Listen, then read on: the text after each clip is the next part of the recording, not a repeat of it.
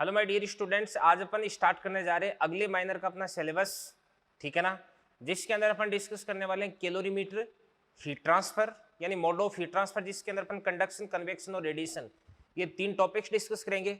और उसके बाद में इलेक्ट्रोस्टैटिक्स का स्टार्टिंग का पोर्शन। तो इलेक्ट्रोस्टैटिक्स है, इसके अंदर अपन डिस्कस करने वाले हैं एक तो चार्ज पढ़ेंगे, कूलम्ब्स लॉ पढ़ेंगे, इलेक्ट्रिक फील्ड पढ़ेंगे और गॉस लॉ पढ़ेंगे अपन, ठीक है ना। तो ये अपना इस माइनर का सिलेबस रहेगा। 12 लेक्चर के अंदर अपने को इसको कवर करना है भाई। तो सबसे पहले मैं आपको एक छोटा सा टॉपिक पढ़ाने जा रहा हूँ जिसका नाम है कैलोरीमेट्री, ठीक है ना। तो क्या होती है कैलोरीमेट्री, क्या होती है भाई? तो देखो ध्यान से, हिंदी में इसको आपने बोलते हैं कैलोरीमिति।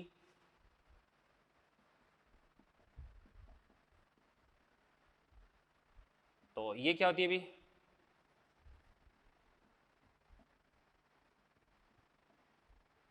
ऊष्मा के मापन का अध्ययन।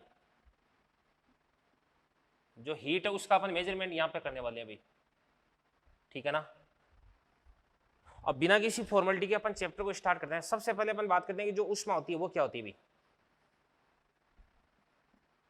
ऊष्मा ये क्या होता है भाई? ऊर्जा का एक अव्यवस्थित रूप है भाई, ठीक है ना। यानी बेसिकली ऊष्मा होती है वो क्या होती है? एक प्रकार की ऊर्जा ही होती है, बट ये क्या होती है? ऊर्जा का एक व्यवस्थित रूप होती है। और जो यांत्रिक कार्य होता है, यांत्रिक कार्य, ये यांत्रिक कार्य क्या होता है? ये ऊर्जा का एक व्यवस्थित रूप है भाई। तो एक तो अपने पास में क्या भी ऊष्मा, जो यांत्रिक कार्य है, इस यांत्रिक कार्य को किस में रूपांतरित किया जा सकता है? ऊष्मा में। और ऊष्मा को यांत्रिक कार्य में रूपांतरित किया जा सकता है। तो यांत्रिक कार्य इसको 100%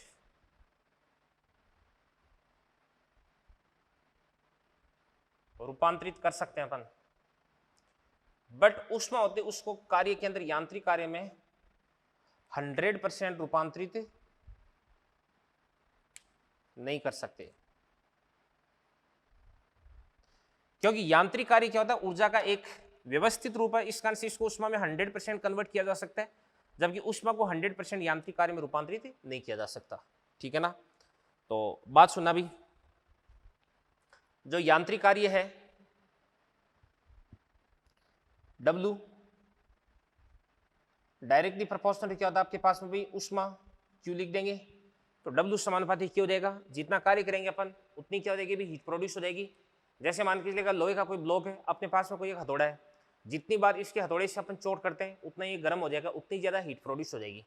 तो यांत्रिक कार्य डायरेक्टली प्रोपोर्शनल क्या होता है? ऊष्मा होता है। तो यहाँ से इसको अपन लिख सकते हैं W बराबर क्या होता है? J इंटू Q होता है। या यहाँ से अपने बोल सकते हैं कि Q बराबर क्या होता है आपके पास? W बटा J। या यहां से आपके पास J बराबर क्या हो जाता है? J बराबर W बटे ये आपके पास में Q होता है भाई। तो यहां से यांत्रिक कार्य को ऊष्मा में और ऊष्मा को यांत्रिक कार्य में रूपांतरित किया जा सकता है। अगर आपके पास यांत्रिक कार्य है, ये यांत्रिक ऊर्जा, इसको J से डिवाइड कर दोगे तो आपके पास ऊष्मा आ जाएगी भी, ठीक है ना। अब ये जो J है, इस J को अपन क्या बोलते हैं? ये इसको अपन बोलते हैं ऊष्मा का यांत्रिक तुल्यांक।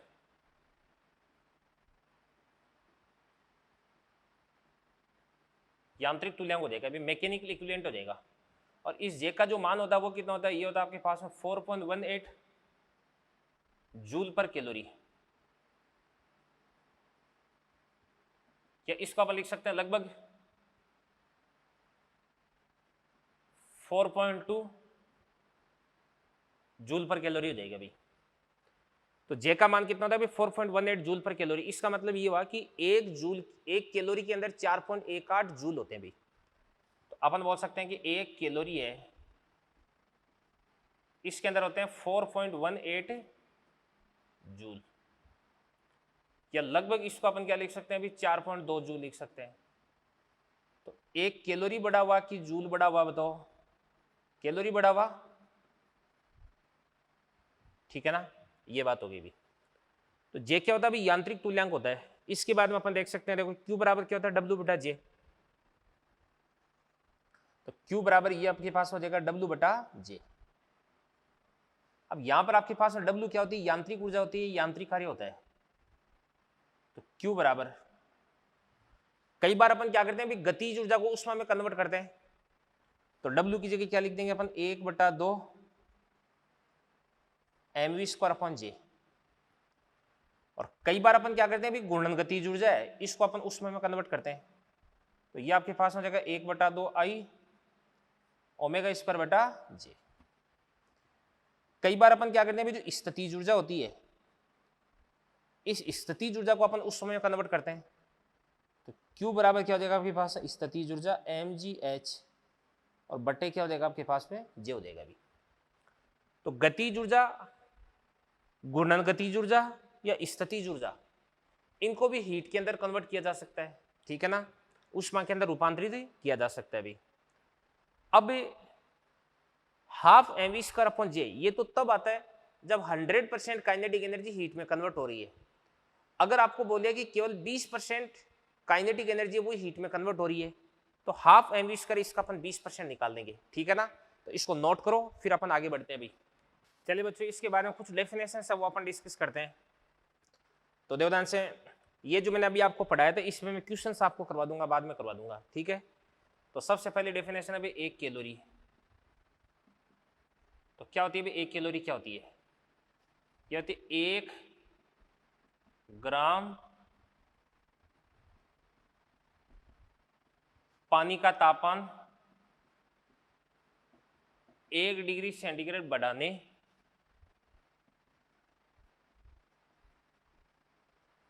हेतु आवश्यक ऊष्मा। तो बात सुनो भाई, आपके पास 1 ग्राम पानी है, इसका तापमान आपको 1 डिग्री सेंटीग्रेड से बढ़ाना है, तो इसके लिए अपने को जितनी हीट देनी पड़ेगी, उस हीट को अपन क्या बोल सकते हैं भाई, इसको अपन बोल सकते हैं 1 कैलोरी बोल सकते हैं, ठीक है ना। इसके बाद में ध्यान से, ये तो 1 कैलोरी की बात होगी।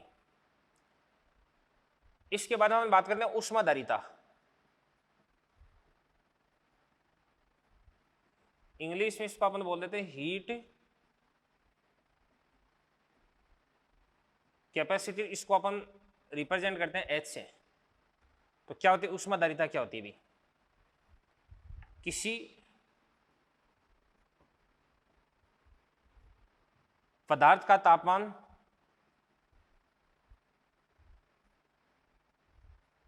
एक डिग्री सेंटीग्रेड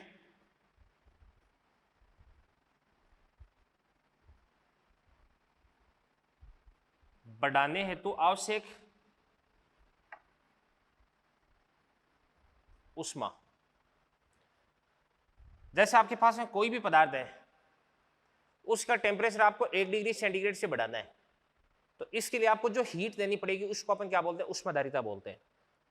तो यहां से आपके पास H बराबर कितनी हो जाएगी, दी गई ऊष्मा बटे तापमान में वृद्धि, और इसका मात्रक क्या देगा, मात्रक हो जाएगा आपके पास है कैलोरी पर डिग्री सेंटीग्रेड।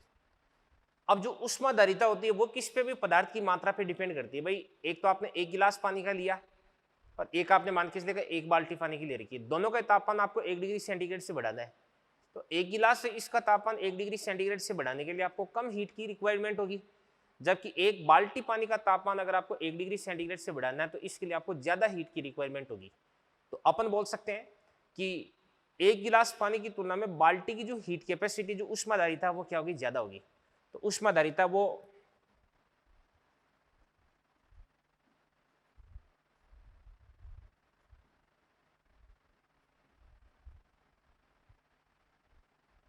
पदार्थ की मात्रा पर निर्भर करती है ना।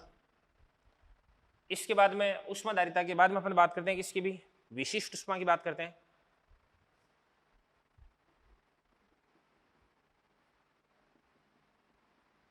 विशिष्ट ऊष्मा इंग्लिश में इसको अपन बोलते हैं स्पेसिफिक हीट,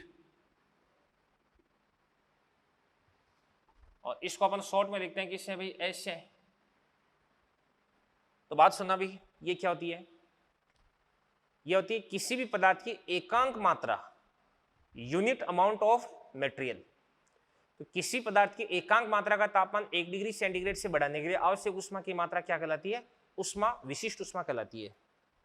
तो मैं लिख देता हूं किसी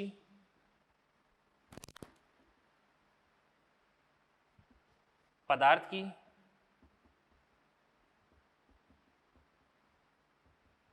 एकांक मात्रा का तापमान 1 डिग्री सेंटीग्रेड से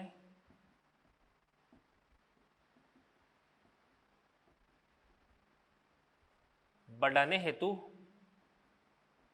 आवश्यक ऊष्मा।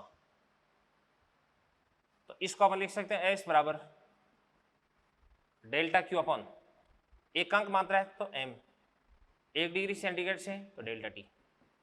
मात्रा का आपके पास में जाएगा कैलोरी पर ग्राम पर डिग्री सेंटीग्रेड।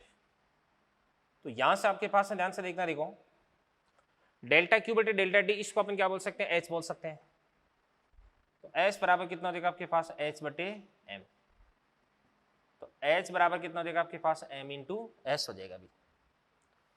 अब यहां पर अपन ने पदार्थ की एकांक मात्रा ले ली, इस कारण से जो विशिष्ट ऊष्मा वो पदार्थ की मात्रा पर डिपेंड नहीं करती भी, ठीक है ना। भाई पानी चाहिए, आपने 1 गिलास पानी लिया, चाहिए आपने 1 बाल्टी पानी लिया है, आपको तो 1 ग्राम पदार्थ है, उसके लिए हीट निकालनी पड़ेगी, ठीक है ना। ज्यादा अगर पानी लोगे तो ज्यादा हीट, और इस हीट के अंदर पानी की मात्रा का भाग लगा दोगे तो वो आपके पास है एकांक मात्रा के लिए जो हीट है वो आपको प्राप्त हो जाएगी भी, ठीक है ना। तो ये चीज होगी। इसके बाद में जो एस है, एस कुछ वैल्यूज आपको ध्यान रखनी है। एक तो पानी का, एक बर्फ का एस, और एक जो भाप है उसका एस। तो एस वाटर बराबर होता है 1 कैलोरी पर ग्राम पर डिग्री सेंटीग्रेड।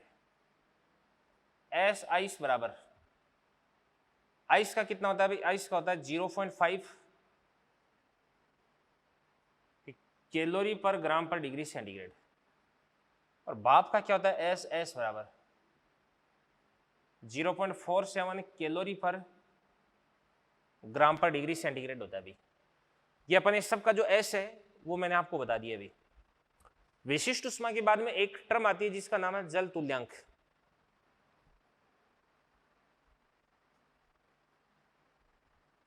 समझने वाली चीज है ये। इंग्लिश में इसको अपन बोलते हैं वाटर इक्विवेलेंट, इसको अपन रिप्रेजेंट करते हैं कैपिटल डब्ल्यू से। क्या होता है भाई जल तुल्यांक, क्या होता है, ध्यान से देखना। देखो बात सीधी सी है, जल तुल्यांक, जल यानी पानी, तुल्यांक यानी तुल्य होना, यानी किसी भी चीज को आपको पानी के तुल्य करना है, पानी से उसकी तुलना करनी है।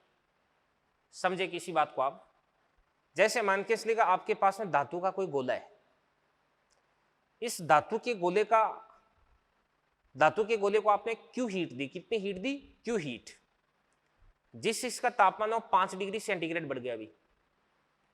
यानी धातु के गोले को क्यू हीट देने पर इसका तापमान 5 डिग्री सेंटीग्रेड से बढ़ गया, तो आपको पानी की उतनी मात्रा लेनी है, उतनी अमाउंट का वाटर आपको यहां पे लेना है, जिसको भी यदि आपने क्यू हीट दे दी तो उसका तापमान भी 5 डिग्री सेंटीग्रेड ही बढ़े। यानी बराबर उष्मा देने पर तापमान में बराबर वृद्धि होनी चाहिए। तो पानी की इतनी जो मात्रा, इस मात्रा को अपन क्या बोलते हैं, जल तुल्यांक बोलते हैं, ठीक है ना। मेरे शब्दों को बहुत अच्छे से आप सुनिएगा। तो इसको अपन बोल सकते हैं कि किसी भी वस्तु का, भाई जल तुल्यांक अपन क्या बोल सकते हैं अभी, जल तुल्यांक डेफिनेशन तो काफी लंबी, मैं यहां पे नहीं लिख रहा, तो मैं बोल देता हूं देवदान से। किसी भी पदार्थ का जल तुल्यांक पानी की उस मात्रा के बराबर होता है जिसकी हीट कैपेसिटी उस वस्तु की हीट कैपेसिटी यानी ऊष्माधारिता के बराबर होती है। तो अपन बात करते हैं कि पानी की ऊष्माधारिता बराबर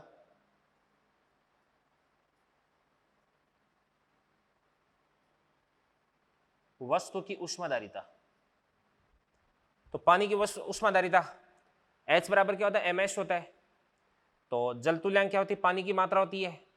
तो m की जगह अपन क्या लिख देंगे, W लिख देंगे। W की भाई जल तुल्यांक क्या होती है, भी पानी की मात्रा ही होती है। तो m की जगह पर लिख देंगे W इंटू पानी का S कितना होता है बताओ, 1 होता है, बराबर वस्तु का द्रव्यमान कितना देगा आपके पास m, विशिष्ट उष्मा क्या हो जाएगी S हो जाएगी, तो W बराबर क्या होता है आपके पास m इंटू S होता है। ये बात होगी भी। तो किसी भी वस्तु का अगर द्रव्यमान आपको मालूम है, उसकी विशिष्ट उष्मा आपको मालूम है, तो उसका जल तुल्यांक भी आप कैलकुलेट कर सकते हो, ठीक है ना। अब बात सुनना भी, जल तुल्यांक अपने कहां पे काम आता है कि अगर किसी भी, जैसे मान के इसलिए का कोई बर्तन है, उस बर्तन के अंदर आपने पानी भर का है, पानी की मात्रा कितनी देर की आपको 60 ग्राम, कितनी देर की है 60 ग्राम, और जो बर्तन इसका जल तुल्यांक कितना देर का 40 ग्राम देर का है, तो इसका मतलब उस बर्तन को भी आपको 40 ग्राम पानी के बराबर मानना है। तो इसके अंदर 60 ग्राम तो पानी भरा हुआ है और ये आपका जो बर्तन है वो 40 ग्राम पानी के बराबर है, तो 60 प्लस 40 बराबर कितना देगा 100 ग्राम पानी। तो आपको पानी और बर्तन इन दोनों की कैलकुलेशन अलग अलग नहीं करनी है, आप इन दोनों को कंबाइंड फॉर्म में 100 ग्राम वाटर के बराबर मान लो और 100 ग्राम वाटर के लिए जो हीट है उसकी कैलकुलेशन कर लो, आपका सही आंसर आ जाएगा अभी, ठीक है ना। तो ये चीजें करें नोट, बढ़ते हैं फिर अपन आगे। चलिए बच्चों, इसके बाद में चैप्टर में अपन आगे बढ़ते हैं। अब मैं आपको बताता हूँ फेज हीटिंग और फेज कन्वर्जन, ठीक है ना। तो सबसे पहले जो है फेज हीटिंग।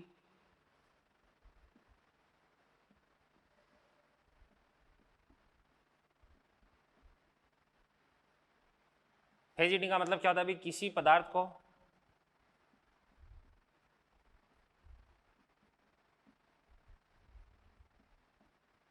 उसकी उसी अवस्था में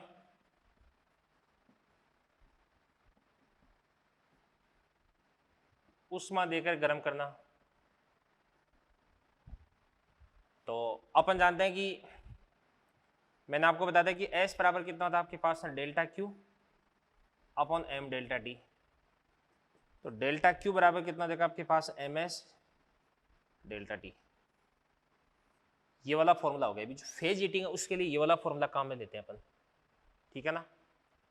आपको बोल दिया कि पानी उसका तापमान 20 डिग्री सेंटीग्रेड से 40 डिग्री सेंटीग्रेड करना है, तो पानी का तो पानी रहेगा ना, तो इसको अपन बोलते हैं फेज हीटिंग। अब कितनी हीट रिक्वायर्ड होगी उसके लिए ये वाला फॉर्मूला आपको काम में लेना है। इसके बाद में दूसरा अपन देखते हैं फेज कन्वर्जन। फेज कन्वर्जन से पहले मैं आपको बता देता हूं गुप्त उष्मा, या चलो फेज कन्वर्जन एक बार डेफिनेशन लिख देते हैं। एक ही बात है, फेज कन्वर्जन क्या होता है अभी, किसी पदार्थ को उष्मा देकर के उसकी अवस्था को परिवर्तित कर देना।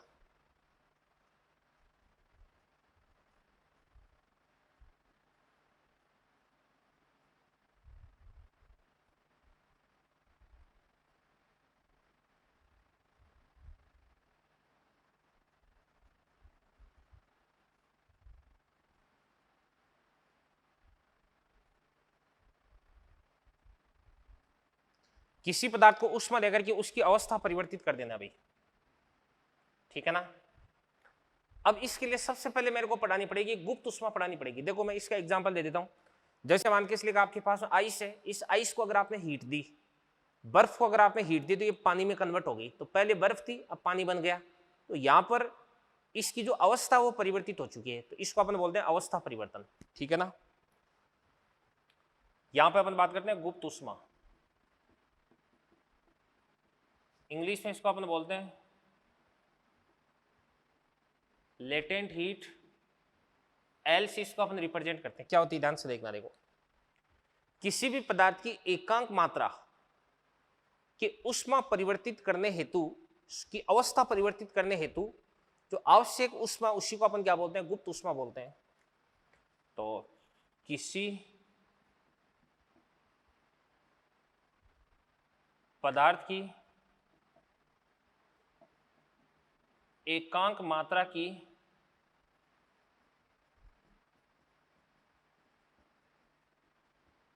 अवस्था परिवर्तित करने हेतु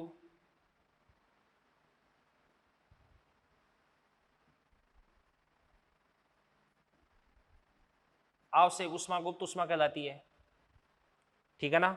अब बात सुनना भी, गुप्त उष्मा नाम क्यों दिया अपन ने, कि जैसे पानी होता है वो किससे बनता है? अभी आइस से बनता है। तो आइस का टेम्परेचर 0 और पानी का टेम्परेचर भी 0 होता है अभी, यानी 0 डिग्री सेंटीग्रेड की जो आइस होती है वो हीट गेन करके, ऊष्मा प्राप्त करके 0 डिग्री सेंटीग्रेड के पानी में कन्वर्ट होती है। तो जो आइस है इसका टेम्परेचर भी 0 है और जो पानी इसका टेम्परेचर भी कितना है? भी 0 है। दोनों का टेम्परेचर 0 है। तो क्या यहाँ पर टेम्परेचर चेंज हो रहा है? क्या नहीं। और टेम्परेचर चेंज नहीं हो रहा फिर भी अपन हीट दे रहे हैं।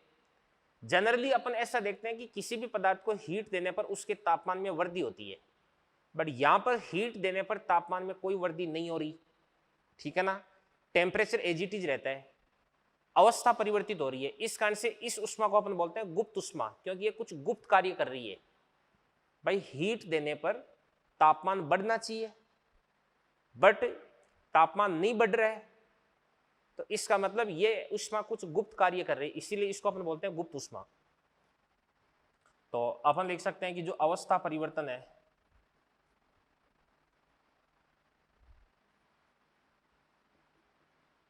के दौरान ताप नियत रहता है अभी। तो अपन जानते हैं कि गुप्त उष्मा L बराबर क्या होता है? यह होता है आपके पास डेल्टा Q बटे M होती है, कैलोरी पर ग्राम। तो यहां से डेल्टा Q बराबर क्या होता है आपके पास? M इंटू L होता है अभी। तो फेज हीटिंग के लिए ये वाला फॉर्मूला दे ध्यान से, ये वाला फॉर्मूला,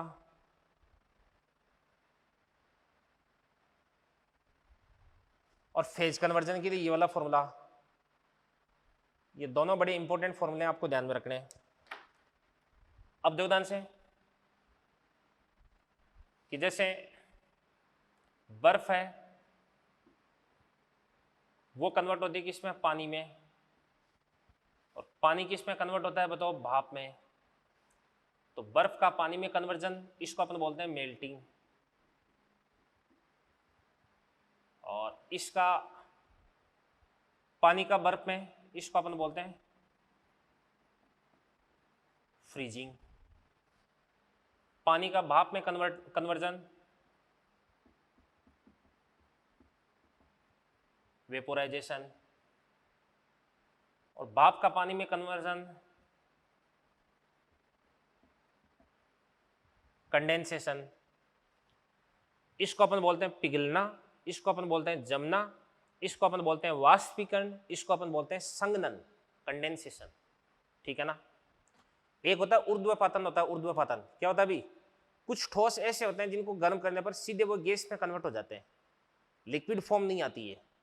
तो ठोस का सीधा गैस के अंदर कन्वर्ट हो जाना उसको अपन बोलते हैं ऊर्ध्वपातन बोलते हैं, सब्लिमेशन बोलते हैं भी, ठीक है ना। तो पानी की अपन बात करते हैं तो लेटेंट हीट फॉर मेल्टिंग बराबर लेटेंट हीट फॉर फ्रीजिंग बराबर होती है आपके पास 80 कैलोरी पर ग्राम। इसका मतलब ये हुआ कि अगर 1 ग्राम बर्फ को आपने 80 कैलोरी हीट दे दी, यानी 80 कैलोरी पर ग्राम, यानी पर ग्राम के लिए 80 कैलोरी चाहिए। यानी 1 ग्राम बर्फ को अगर आपने 80 कैलोरी हीट दे दी 0 डिग्री सेंटीग्रेड पर, तो ये बर्फ है वो पानी में कन्वर्ट हो जाएगी। क्या 1 ग्राम पानी जिसका तापमान 0 डिग्री सेंटीग्रेड है, इससे आपने 80 कैलोरी हीट को एक्सट्रैक्ट कर लिया, निकाल दिया, तो इस स्थिति में आइस में कन्वर्ट हो जाएगा। इसी प्रकार से लेटेंट हीट फॉर वेपोराइजेशन और लेटेंट हीट फॉर कंडेंसेशन बराबर कितना होता है आपके पास? 536 कैलोरी पर ग्राम, बट लगभग इसको अपन क्या लिख देते हैं? 540 लिख देते हैं, कैलोरी पर ग्राम लिख देते हैं। यानी 1 ग्राम के लिए 540 कैलोरी। 1 ग्राम पानी जिसका टेम्परेचर 100 डिग्री सेंटीग्रेड है, अगर इसको आपको भाप में कन्वर्ट करना है तो आपको 540 कैलोरी की हीट देनी पड़ेगी भी, ठीक है ना। तो ये वाली जो वैल्यूज है ये भी आपको ध्यान में रखनी है। तो ये जो प्रोसेस होती है ये तो होती है 0 डिग्री सेंटीग्रेड पर, और ये वाली जो प्रोसेस होती है ये होती है आपके पास 100 डिग्री सेंटीग्रेड पर। ये बात है अभी। बर्फ से पानी या पानी से बर्फ 0 पे होता है, पानी से भाप या भाप से पानी 100 डिग्री सेंटीग्रेड पर होता है, ठीक है ना। तो इन चीज़ों को नोट करें, फिर अपन आगे बढ़ते हैं भाई, कुछ क्वेश्चंस देखते हैं इसके बाद में अपन। तो चलिए बच्चों, इसके बाद में अपन आगे डिस्कस करते हैं।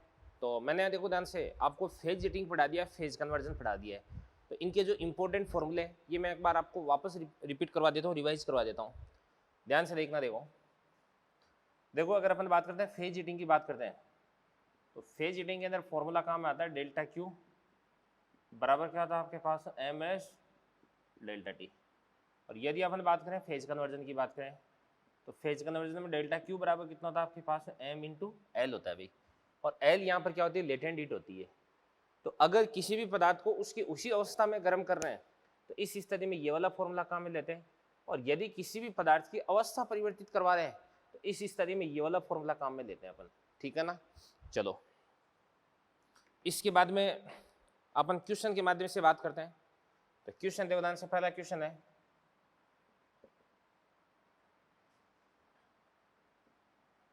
एक पात्र और पात्र, इस पात्र का जल तुल्यांक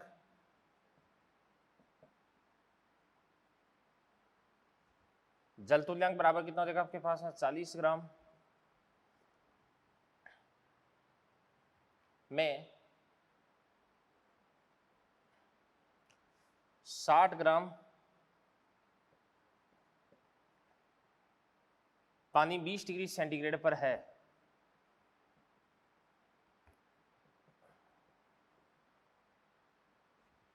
तापमान 80 डिग्री सेंटीग्रेड करने के लिए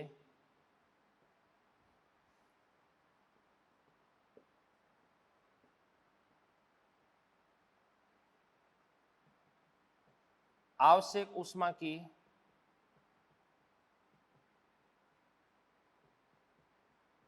मात्रा ज्ञात करो।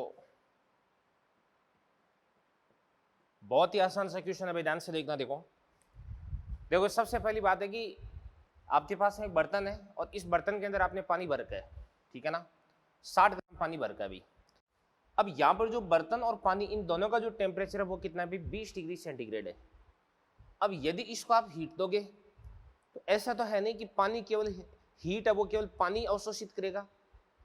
तो यहाँ पे टेम्परेचर केवल पानी का ही नहीं बढ़ रहा है, यहाँ पे जो टेम्परेचर है वो इस बर्तन का भी बढ़ रहा है, अभी इस पात्र का भी टेम्परेचर बढ़ रहा है। यानी जो कंटेनर है, जो पात्र है, वो भी यहाँ पर हीट अवशोषित कर रहा है और पानी भी यहाँ पर हीट अवशोषित कर रहा है, ठीक है ना। तो दोनों यहाँ पर हीट अवशोषित करेंगे। अब यहाँ पे जो पात्र है इसका द्रव्यमान कितना है, इसकी विशिष्ट ऊष्मा कितनी है, इन बातों पे अपने को नहीं जाना, क्योंकि सीधा इसका जल तुल्यांक दे दिया 40 ग्राम। इसका मतलब ये हुआ कि इस बर्तन का जो ट्रीटमेंट है, इस बर्तन का जो बिहेवियर है वो 40 ग्राम पानी की जैसा होगा। अभी 40 ग्राम पानी के बराबर इसको अपन मान सकते हैं, ठीक है ना। तो यहाँ पे अपन लिख सकते हैं डेल्टा क्यू बराबर कितना होता है आपके पास में, ये होता है आपके पास W वाटर इक्विवेलेंट प्लस क्या होता है आपके पास MS इंटू कितना हो जाएगा आपके पास है डेल्टा टी। तो यहाँ से आपके पास है से या सिंपल सी बात है कि डेल्टा क्यू बराबर कितना होता है आपके पास MS डेल्टा टी होता है। अब यहाँ पर जो M है वो M कितना ले लेंगे अपन, 40 तो ये हुआ और 60 ये हुआ, तो 40 और 60 कितना देगा 100 ग्राम। और पानी के लिए S बराबर कितना होता है बताओ, 1 होता है। और डेल्टा डी कितना हो जाएगा, अभी 20 से आपको 80 जाना है, तो ये कितना हो जाएगा 60। तो 40 60 कितना हो जाएगा 100 इंटू 1 इंटू कितना हो जाएगा आपके पास 60, तो ये आपके पास आ जाएगा 6000 कैलोरी, या इसको अपन बोल सकते हैं 6 किलो कैलोरी बोल सकते हैं, ठीक है ना। इसी प्रकार से अगला क्वेश्चन, ऐसा क्वेश्चन मैंने आपको केटीजी वाले चैप्टर के अंदर भी पढ़ाया था, क्योंकि वहां पर भी अपन ने स्पेसिफिक हीट को डील किया था, विशिष्ट उसमें अपन ने वहां पर भी पढ़ी थी। यहाँ पर भी एक ऐसा क्वेश्चन करवा देता हूं मैं। क्वेश्चन है कोई भी पदार्थ उसकी जो विशिष्ट ऊष्मा है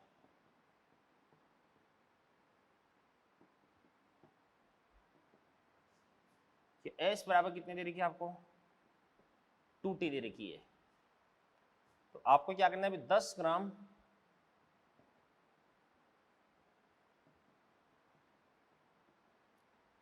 पदार्थ का तापमान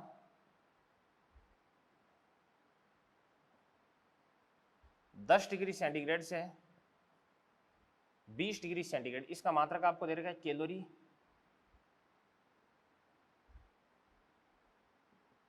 पर ग्राम पर डिग्री सेंटीग्रेड। 20 डिग्री सेंटीग्रेड करने हेतु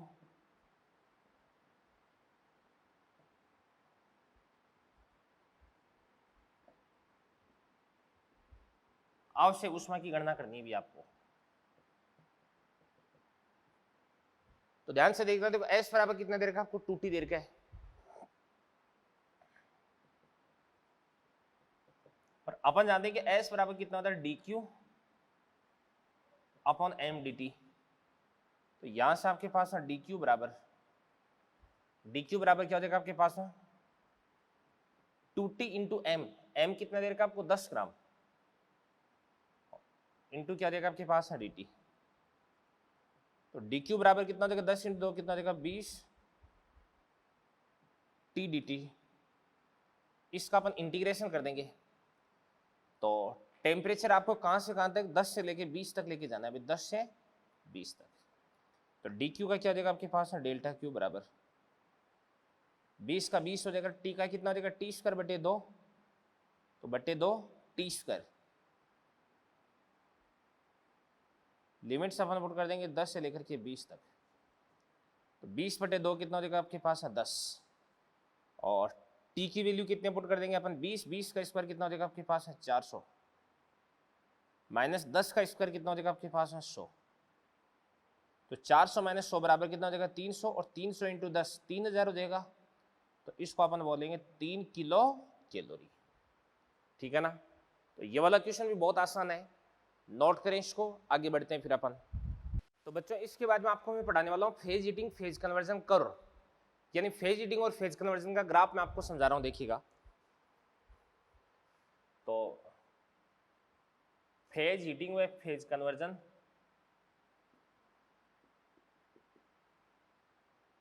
वक्र। तो ध्यान से देखना, देखो सुनो भाई। जैसे मान के इसलिए आपके पास में ना, जैसे अपन एग्जाम्पल लेते हैं कि इसके लिए पानी के लिए, तो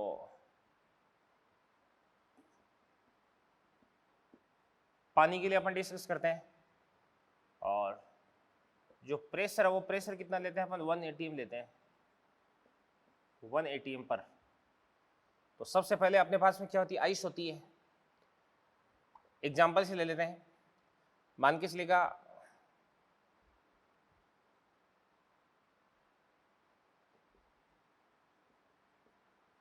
कि माना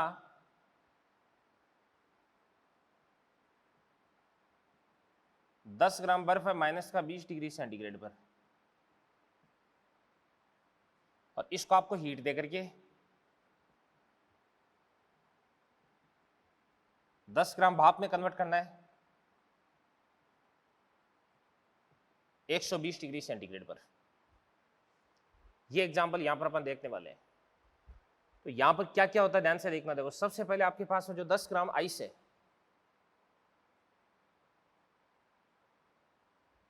10 ग्राम, या यहां पर अपन लिख देते हैं बर्फ,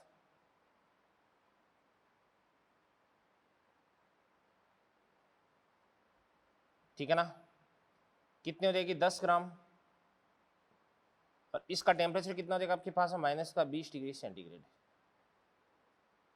यदि इसको आप हीट दोगे तो सबसे पहले जो बर्फ है -20 से कहां तक जाएगी भी 0 डिग्री सेंटीग्रेड तक जाएगी, यानी बर्फ है वो पहले गर्म होगी। ऐसा नहीं कि बर्फ को आपने -20 पर हीट दी और हीट देते ही यहां से मेल्ट होना स्टार्ट कर देगी, नहीं। आइस वो मेल्ट कब होगी भी 0 डिग्री सेंटीग्रेड पर जाकर के। तो सबसे पहले बर्फ है वो बर्फ ही रहेगी, और वजन भी इसका 10 ग्राम का 10 ग्राम ही रहेगा, और इसका टेम्परेचर कितना हो जाएगा आपके पास है 0 डिग्री सेंटीग्रेड। और फिर उसके बाद में जो बर्फ है वो किसके अंदर कन्वर्ट होती है, अब ये पानी में कन्वर्ट होती है 10 ग्राम, और पानी का टेम्परेचर भी कितना हो जाएगा आपके पास है 0 डिग्री सेंटीग्रेड। और फिर उसके बाद में जो पानी है इसको अगर अपन गर्म करते हैं तो पानी गर्म होता है, और पानी भी अपने पास 10 ग्राम ही रहेगा, और पानी का जो टेम्परेचर है वो कितना हो जाता है भाई 100 डिग्री सेंटीग्रेड हो जाता है। भाई 100 डिग्री सेंटीग्रेड तक जो पानी है वो गर्म होता रहता है। फिर उसके बाद में जो पानी है, इस पानी को अपन क्या करते हैं अभी और हीट देते हैं, तो पानी किस में कन्वर्ट हो जाता है, भाप में, ठीक है ना।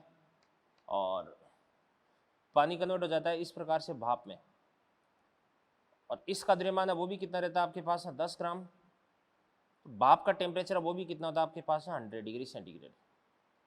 और फिर उसके बाद यदि आप भाप को हीट दोगे तो फिर भाप है वो गर्म होना स्टार्ट कर देगी, 10 ग्राम ही रहेगी, और इसका टेम्परेचर कितना हो जाएगा आपके पास 120 डिग्री सेंटीग्रेड। तो यहां पर देखो ध्यान से, मैं आपको क्या बता रहा हूं कि सबसे पहले आपके पास जो आइस है इसका टेम्परेचर कितना -20 है। तो -20 पर हीट प्राप्त करके सीधा ये मेल्टिंग स्टार्ट नहीं करती है, यानी -20 से सबसे पहले कहां पर आती है, आइस 0 पर आती है।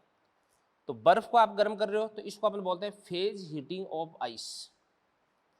फिर उसके बाद में बर्फ यहाँ पे किस में कन्वर्ट हो रही है, पानी में कन्वर्ट हो रही है, तो इसको अपन बोलते हैं phase conversion of ice into water. फिर पानी को आप गर्म कर रहे हो तो ये आपके पास हो जाएगी फेज हीटिंग ऑफ वाटर। फिर पानी है इसको आप भाप में कन्वर्ट कर रहे हो तो ये आपके पास हो जाएगा phase conversion of water into steam. और फिर भाप को आप गर्म कर रहे हो तो ये आपके पास में क्या हो जाएगा अभी, फेज हीटिंग ऑफ स्टीम, भाप की फेज हीटिंग हो जाएगी भी, ठीक है। अब यहाँ पे इसके लिए अपन बात करते हैं अभी, ये वाली जो हीट है ये कितनी हो जाएगी Q1, इसको कितनी हीट अपने को देनी पड़ेगी Q2, यहाँ पर कितनी हीट अपनी खर्च होने वाली है Q3, यहाँ पे कितनी हीट अपनी खर्च होगी भी Q4, और यहाँ पे कितनी हीट खर्च हो जाएगी आपके पास में Q5। तो Q1, Q2, Q3, Q4, Q5, ये बात होगी भी, ठीक है ना। अब देखना ध्यान से देखो, ये चीज होगी। अब फेज हीटिंग और फेज कन्वर्जन के फॉर्मूले आपको मालूम होंगे। तो सबसे पहले अपन बात करते हैं किसकी भी, Q1 की बात करते हैं। Q1, तो Q1 बराबर कितना हो जाएगा भी, ये फेज हीटिंग होगी तो MS डेल्टा T। तो M कितना हो जाएगा आपके पास है 10 ग्राम। आइस के लिए S कितना होता है बताओ 0.5 होता है।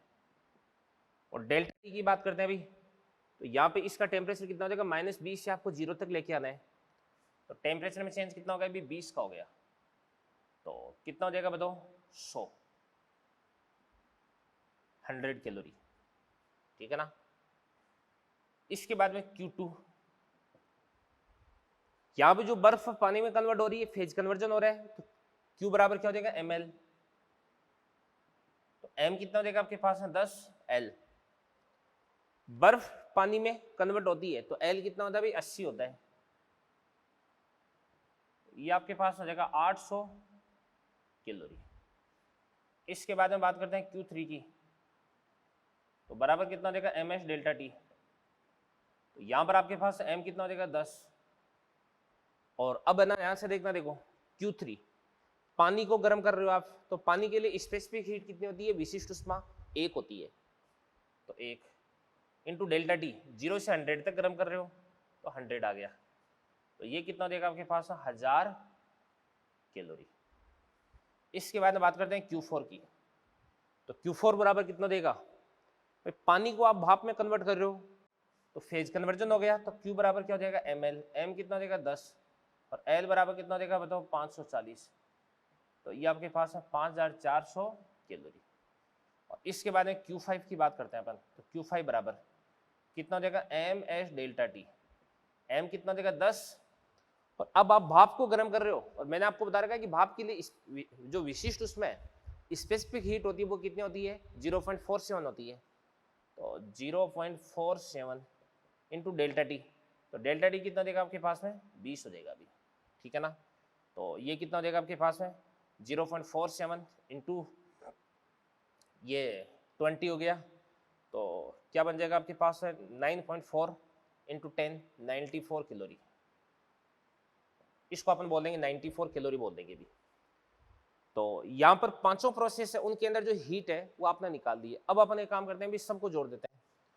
तो डेल्टा क्यू नेट कितने देगी भी 100 प्लस 800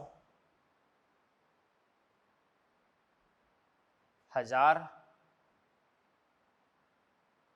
5494 तो 5400 और 1000 कितना हो जाएगा 6400 6400 और 800 कितना हो जाएगा 7200 ठीक है ना और 7200 100 7300 तो 7394 आ जाएगा अभी 7394 कैलोरी या इसको अपन क्या लिख सकते हैं अभी बराबर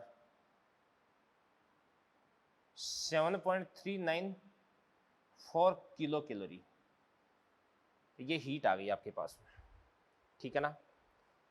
अब देखना ऐसे देखो ये मैंने आपको जो हीट है उस हीट का अमाउंट आपको कैलकुलेट करके बता दिया है। अब मैं इसका ग्राफ बनाता हूं अभी ठीक है ना तो इसका ग्राफ बनाते हैं देखो कैसा बनता है।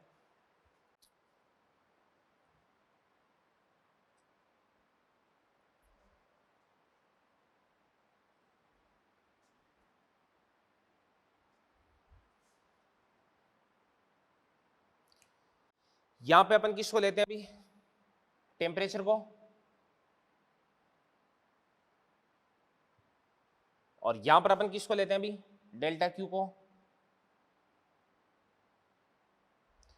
इनिशियली आपके पास जो टेम्परेचर है वो कितना भी -20 है तो इनिशियली टेम्परेचर आपके पास है -20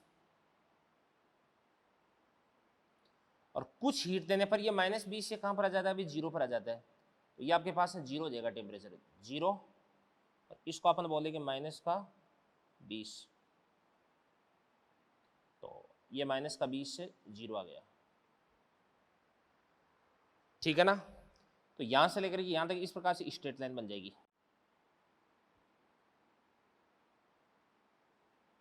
ये बात होगी भी। इसके बाद ध्यान से देखना देखो यानी आइस आप -20 से 0 पे लेके आ गए। अब 0 पर यदि आप आइस को हीट दोगे तो टेम्परेचर तो 0 रहेगा बट थोड़ी हीट देने के बाद में ये किसके अंदर कन्वर्ट हो जाएगा भी पानी में कन्वर्ट हो जाएगा। तो यहां से लेकर के यहां तक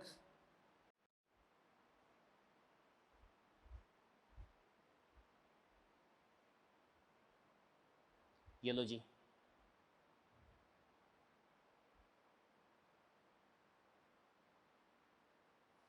ये पानी में कन्वर्ट हो गया ठीक है भाई। इस दौरान जो टेम्परेचर इसको मैंने 0 रखा है भाई क्योंकि बर्फ का पानी के अंदर जो कन्वर्जन है वो 0 डिग्री सेंटीग्रेड पर होता है। फिर उसके बाद यहाँ पर पूरी की पूरी जो आइस है वो वाटर में कन्वर्ट हो चुकी है। अब वाटर को अगर अपन हीट देंगे तो पानी गर्म होगा और पानी का टेम्परेचर कहाँ तक चला जाएगा भी 100 तक चला जाएगा। तो इस प्रकार से पानी का टेम्परेचर चला जाएगा 100 तक। तो पानी का टेम्परेचर चला गया इस प्रकार से 100 तक ठीक है ना। और फिर उसके बाद यदि आप 100 डिग्री सेंटीग्रेड पर पानी को हीट देते हो तो ये पानी है वो किस में कन्वर्ट हो जाएगा भाप में कन्वर्ट हो जाएगा। तो यहाँ से लेकर के यहाँ तक इस प्रकार से अपन भाप में कन्वर्ट करवा देंगे इसको और फिर उसके बाद में जो भाप है वो 100 डिग्री सेंटीग्रेड पर आ गई और यदि इसको आप हीट दोगे तो भाप का भी इस प्रकार से टेम्परेचर बढ़ेगा और थोड़ी देर बाद में जो भाप है ना इसका टेम्परेचर भी कितना हो जाएगा 120 आ जाएगा। तो इसको अपन क्या लिख देंगे भी T 120। तो ये इस प्रकार का ग्राफ अपने को देखने को मिलता है। तो सबसे पहली बात है कि इसको अपन क्या बोलेंगे A, ये B हो गया, ये C हो गया, ये आपके पास इस प्रकार से D हो गया और ये E हो गया और ये आपके पास F हो गया।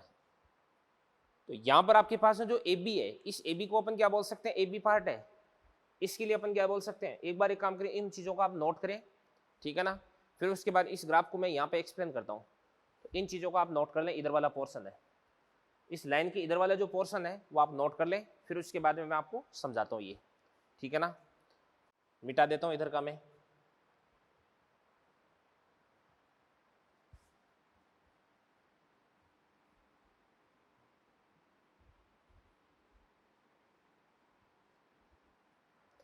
देखो ध्यान से,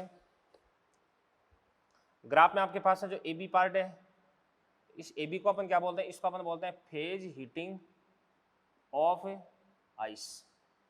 इसी प्रकार से जो बी सी पार्ट है इसको अपन क्या बोल देंगे बताओ, ये देखो आपके पास है phase conversion of ice into water.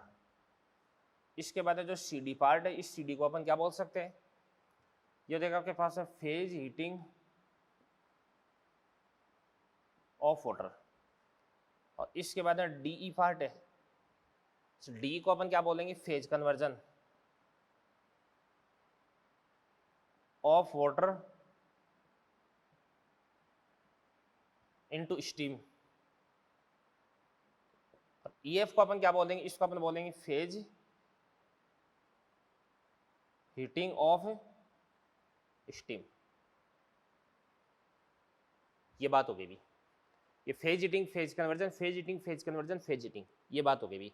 तो इस प्रकार से जो टोटल हीट है उसकी आप कैलकुलेशन कर सकते हो। अब यहाँ पर मैं कुछ बातें आपको और बताने वाला हूँ देवदान से। जैसे आपने इस प्रकार से इसको आगे की तरफ बढ़ा दिया, इस ग्राफ का क्षैतिज के साथ में जो कोण है वो कितना देगा, एल्फा। ये वाला जो एंगल है ये कितना देगा आपके पास है, बीटा। और इस प्रकार से ये वाला जो एंगल है,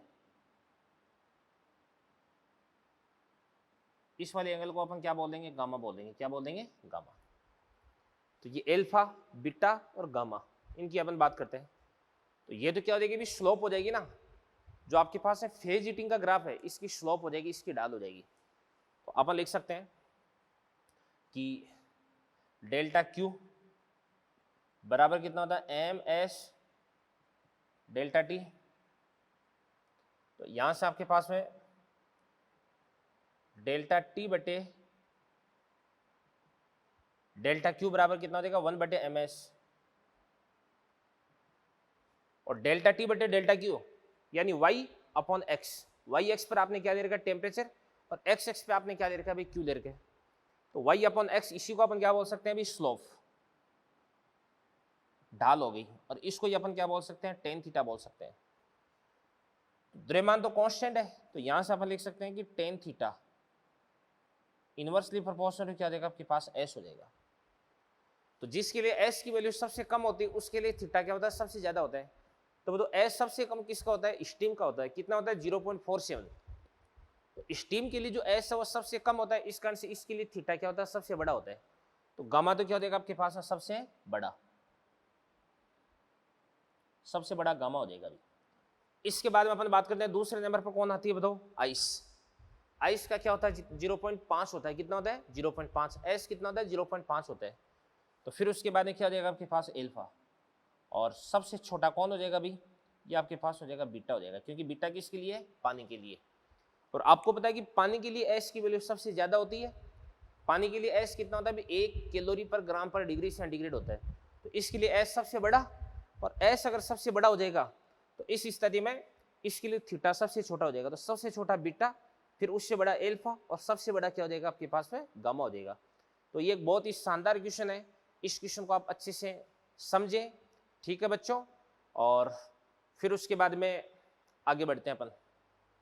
तो चलिए बच्चों ध्यान से देखना, देखो अपन ने पढ़ा फेज हीटिंग क्या होती है, फेज कन्वर्जन क्या होता है। इसके बाद में अपन ने फेज हीटिंग और फेज कन्वर्जन का ग्राफ भी समझ लिया है, ठीक है ना। और फिर उसके बाद में जो टोटल हीट काउंट है, जो टोटल हीट है उसकी कैलकुलेशन भी अपन ने कर ली है। एक क्वेश्चन किया था अपन ने, बड़ा सा क्वेश्चन, अभी थोड़ी देर पहले। और इसके बाद में एक क्वेश्चन मैं आपको करवाता हूँ, ठीक है ना। तो ये आज के लेक्चर का अपना लास्ट क्वेश्चन होगा। फिर उसके बाद अगले लेक्चर पर अपन कंसेप्ट ऑफ मिक्सिंग पढ़ेंगे, मिश्रण की जो मिश्रण का जो प्रिंसिपल है वो अपन डिस्कस करेंगे। तो ध्यान से देखना, देखो दो द्रव हैं आपके पास, ए तथा बी। इन दोनों के द्रव्यमान समान है, को नियत दर से ऊष्मा प्रदान की जाती है। इनके ताप का समय के सापेक्ष परिवर्तन है वो ग्राफ में दर्शाया गया है। इनकी विशिष्ट ऊष्माओं तथा गुप्त ऊष्माओं में संबंध आपको बताना है अभी। तो ये तो आपके पास ए के लिए ग्राफ होगा, ये आपके पास है बी के लिए ग्राफ हो गया, ठीक है ना। ग्राफ को आप देख सकते हैं। अब यहाँ पे एक लाइन बोली जा रही है नियत दर से, ठीक है ना। तो ये नियत दर से दोनों को अपन क्या कर रहे हैं, अभी हीट दे रहे हैं, ठीक है। अब देखना ऐसे, देखो यहाँ पे दोनों का ही प्रारंभिक ताप है वो कितना है, अभी 0 है, ठीक है ना। अब 0 से अगर अपन हीट देते हैं किसको भी, एक को, तो एक का टेम्परेचर है वो तो इस ग्राफ के अनुसार परिवर्तित होता है। और बी का टेम्परेचर इस ग्राफ के अनुसार परिवर्तित होता है, ठीक है ना। तो देखते हैं अपन ध्यान से, देखिएगा।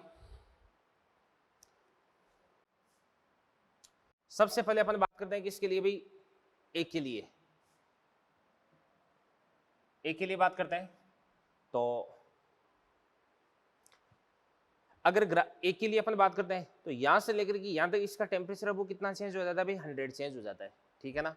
और यहाँ पे जो उष्मा वो नियत दर से दी जा रही है, तो अपन देख लेते हैं कि माना उष्मा देने की जो दर है वो कितनी है अभी, आर है, कितनी हो जाएगी, आर।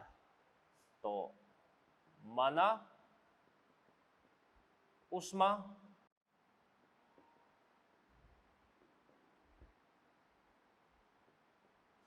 प्रदान करने की दर आर कैलोरी पर सेकंड है, यानी पर सेकंड आप इसको आर कैलोरी सप्लाई कर रहे हैं अभी, ठीक है ना। तो अगर अपन बात करते हैं एक की बात करते हैं तो t बराबर 0 से लेके t बराबर 30 तक अपन ने इसको कितनी हीट सप्लाई कर दी है बताओ। इसको अपन ने भाई 1 सेकंड में कितनी आर, तो 30 सेकंड में कितनी हो जाएगी, 30 आर हो जाएगी, कितनी हो जाएगी, 30 आर। तो अपन लिख सकते हैं q बराबर कितना हो जाएगा, 30 आर। और q बराबर कितना होता है इसके लिए, ms delta T.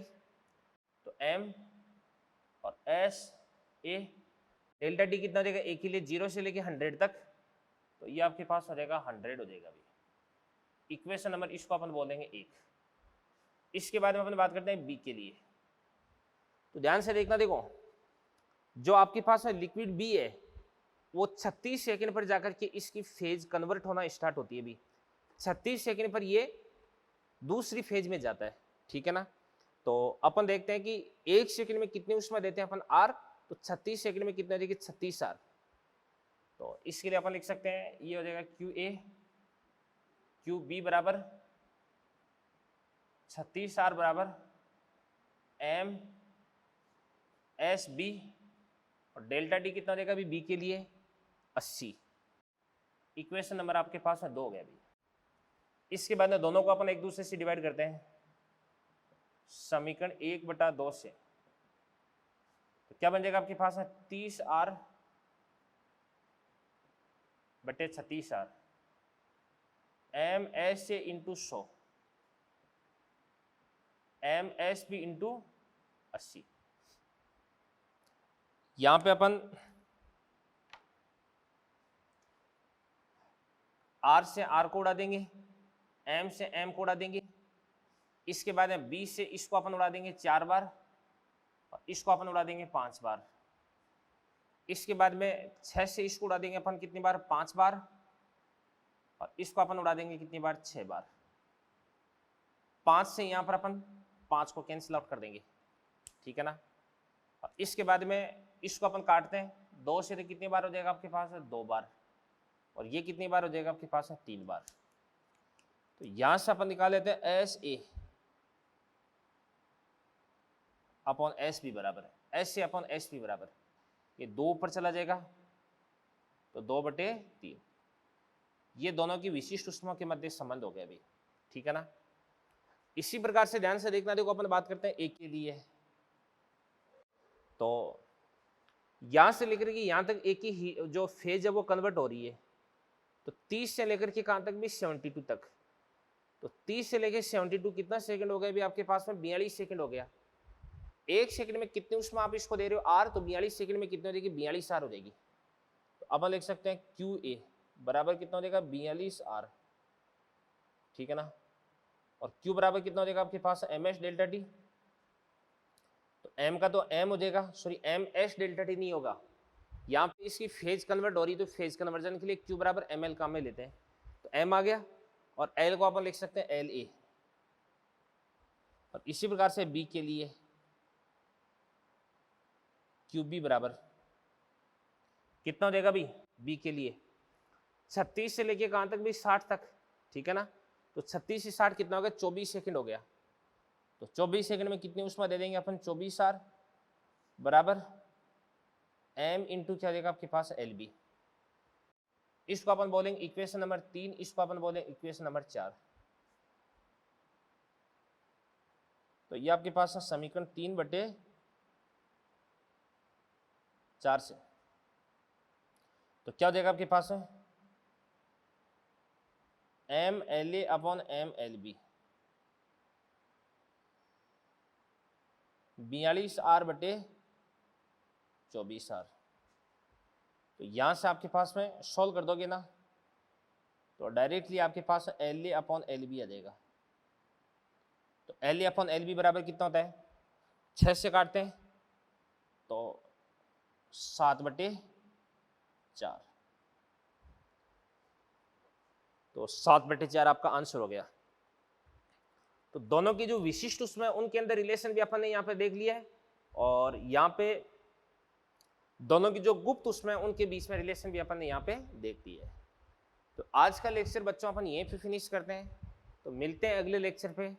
Thank you very much, all the best. करिए इन सारी चीज़ों को नोट।